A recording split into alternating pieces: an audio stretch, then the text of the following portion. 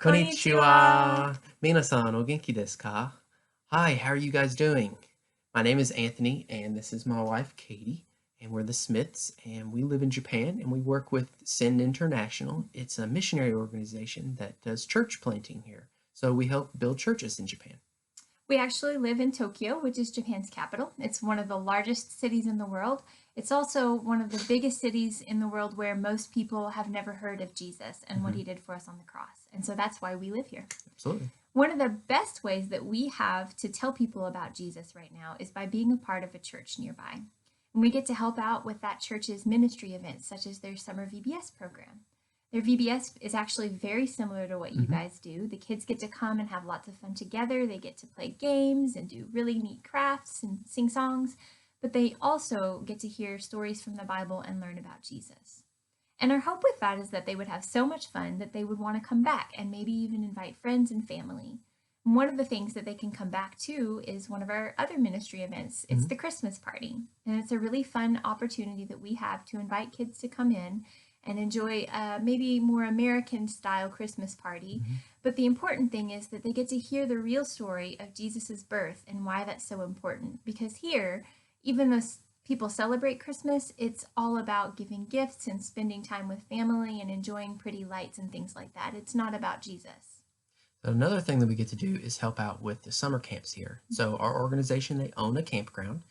And so during the summer, we host English camps. And these are opportunities for the people from the city to come out to the countryside and be able to have a camp experience. And so during that time, they're doing things like riding on the river. They get to go build campfires and go camping. And another thing that we do is we teach them English, but we do that by teaching them English with the Bible. And so it gives them an opportunity to do all those fun things, but at the same time, they get to have an experience about who Jesus Christ is. Now, when we're not doing that, we are doing something super important, and that is learning the Japanese language. So you got to hear us do a little bit there at the beginning, but we get to learn so much more. And we do that because it's important to be able to speak Japanese with the Japanese people, just as it's important to speak English to an American person. It's so much easier to be able to talk about important things like who Jesus is when you're able to express that in their own language. So that's our big job right now, is learning Japanese. So as part of that whole learning process, we also like to learn not only the language, but learn about the people and the country that we're living in. And so when you're here, you kind of learn about how things are different from America. Now, some people might think, well, what kind of different things are you talking about?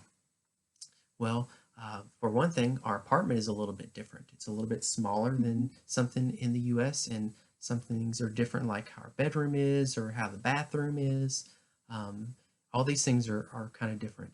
And so on top of that, we have different ways of transportation. So Katie and I, like if we need to go somewhere, we don't just go outside and jump into a car and drive to wherever we want to go, do we, Katie? We don't own a car here. No, we don't. But we own bicycles. So we have to either walk everywhere or we ride bicycles everywhere if it's kind of close. Now, if we need to go somewhere a little bit farther, we do the trains. We like to walk to the station and then we'll get on a train and we can go just about anywhere we need to go, gets us on a train. Another thing that's different are foods and snacks.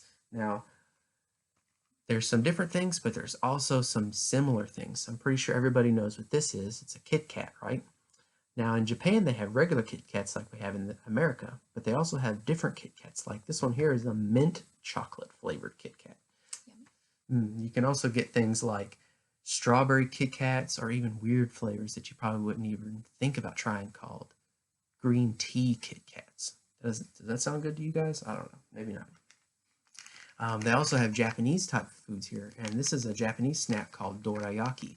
Now, dorayaki is two little pancakes that they squish together, but in the middle is a bean paste. It's a sweet bean paste. Now, you might think, beans in my pancakes? Who does that? But it's actually pretty good. It is. Another quick snack that they have is something called an onigiri. Now, onigiri is they take usually fish or some type of pickled vegetable, and they take it and put it in the middle, and then they wrap it in sticky rice, and they smush it all up so it becomes this little blob here, and then they wrap it in seaweed. and then they'll just eat it like a sandwich. And you usually get these at really fast, at the store, like a sandwich you can get. Speaking of seaweed, one of the snacks that we can find here at local convenience stores is a snack that's kind of like a cracker. It's made out of fried squid and seaweed, and it looks like this picture right here, kind of crispy like a cracker. Anthony says it smells really bad, and I wouldn't necessarily disagree with him, but it tastes really good. So we talked about some of the ways that living in Japan is different, and there are lots of ways that it's very different. But there's something that's really important to remember, and that's that we are the same in the sense that God created us all. He loves us all, and he wants us to know about him, and he wants us to tell people about Jesus. And so that's the important thing that we remember when we're here. And another thing that's important to remember is there's two things that everybody can do. And everybody can share Jesus, and everybody can pray. So I want to remind you guys that as you're there in VBS and you're learning about Jesus and you're learning about the Bible, just to be learning about these two important things. Anybody can share Jesus with anybody. Doesn't matter how old you are. It doesn't matter what kind of job you have. It doesn't matter where you live. You can share Jesus. So you can share Jesus with your friends. You can share Jesus with your school friends and your teachers and people who live in your neighborhood or your family. You can also be praying for all these people as well. You can be praying for missionaries like me and Katie and the other missionaries in Japan. You can be praying for the missionaries who are in other countries around the world. There's even missionaries that work in the U.S., so you can be praying for them. You can also be praying for your teachers and the people that are at the VBS that you're with too.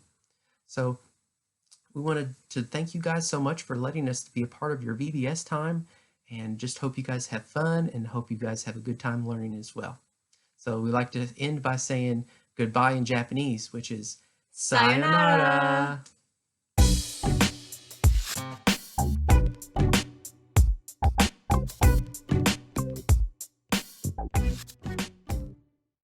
Hi guys, I'm Miss Sarah, and today or this week we are going to do missions together, and I'm going to teach you about our missionaries Katie and Anthony Smith.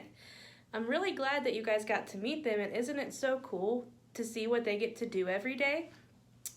They live in Tokyo, Japan, and that is the capital of Japan, but it's also one of the biggest places in the world where people don't know who Jesus is.